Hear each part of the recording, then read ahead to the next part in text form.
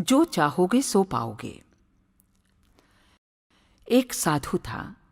वो रोज घाट के किनारे बैठकर चिल्लाया करता, जो चाहोगे सो पाओगे, जो चाहोगे सो पाओगे।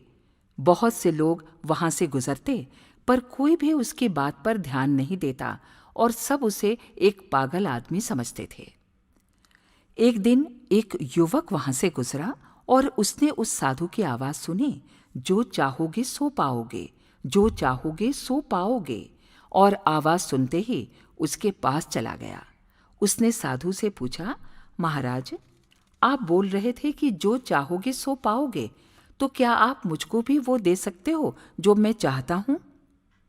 साधु उसकी बात सुनकर बोला, हाँ बेटा, तुम जो कुछ भी चाहते हो मैं उसे जरूर दूंगा, बस तुम्हें मेरी बात माननी होगी।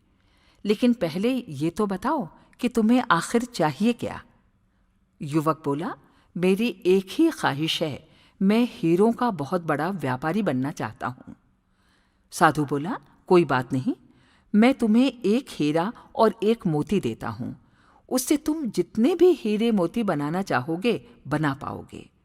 और ऐसा कहते हुए साधु ने अपना हाथ आदमी की हथेली पर रखते हुए कहा, पुत्र, मैं तुम्हें दुनिया का सबसे अनमोल हीरा दे रहा हूं। लोग इसे समय कहते हैं। इसे तेजी से अपनी मुट्ठी में पकड़ लो और इसे कभी मत गंवाना। तुम इससे जितने चाहो उतने हीरे बना सकते हो।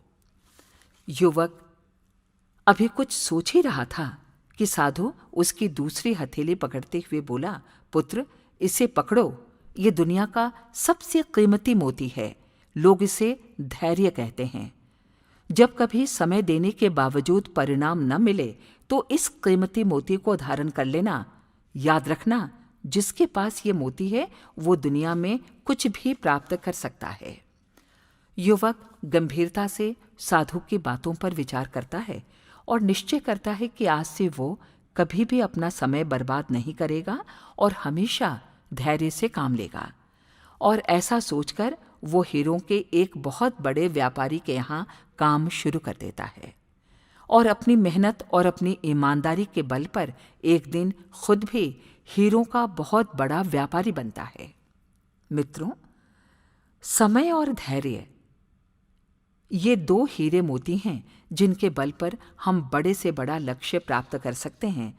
अतः जरूरी है कि हम अपने कीमती समय को बर्बाद न करें और अपनी मंजिल तक पहुंचने के लिए धैर्य से काम लें। हमारे YouTube चैनल को सब्सक्राइब करें और बेल आइकन को दबाएं ताकि आपको नोटिफिकेशंस मिलते रहें।